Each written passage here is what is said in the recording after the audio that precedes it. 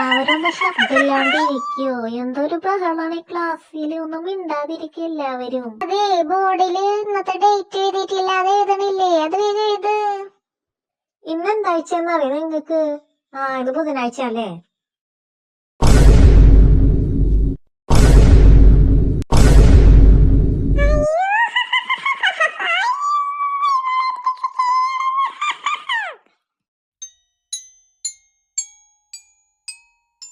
എടി, എന്നാ പിന്നെ ഞാൻ പോയി എഴുതാല്ലേ?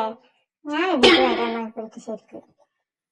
ആരെങ്കിലും ഒന്ന് പോയി അത് ശരിക്ക് എഴുതടി. നന്ദു, നീ എഴുതിക്കോ.